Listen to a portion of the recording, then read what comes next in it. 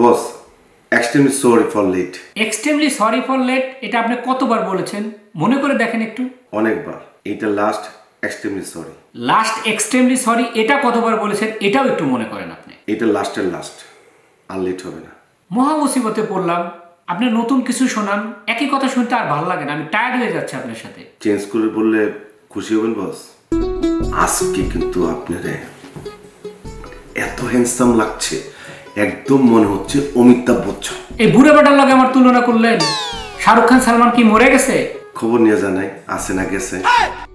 আপনি পারেন একটা জিনিস আপনি নিজেও জানেন না, আপনি যখন এদিকে কার্ভ হন মানে এরকম হন, আপনার এই দিকটা আমার কাছে শাহরুখ খানের মতো লাগে।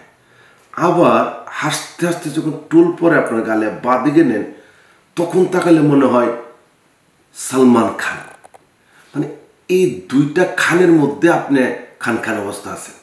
ইয়েস, আর হাসিটা পুরাই মাধুরী দীক্ষিত। আপনি বিলিং এর ফাইলটা নিয়ে আসেন তো, ওইটা স্যার আমি বিল সাবমিট করতে পারছি না। ফাইল পাচ্ছে না মানে? ফাইল তো আমি নিজে আপনার টেবিলে রেখে গেছি। এক মিনিট, এই যে ফাইল। ও এইটাই তো,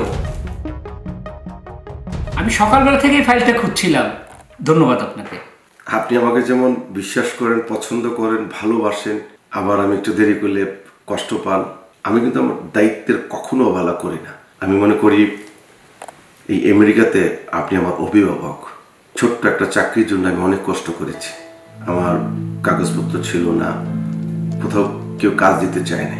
আপনার কি মনে আছে বস, আমি ঢোকার সাথে সাথে বারবার $15 করে দিয়েছে। আমার কাছে মনে হয় আপনি আমার পরিবারের একজন। আসলে আপনার উপর আমার অনেক কনফিডেন্ট। সুন্দর একটা পাত্রের দেখে বিয়ে করে ফেলুন, বউই আপনাকে ঠিক টাইমে অফিসে পাঠিয়ে দিবে।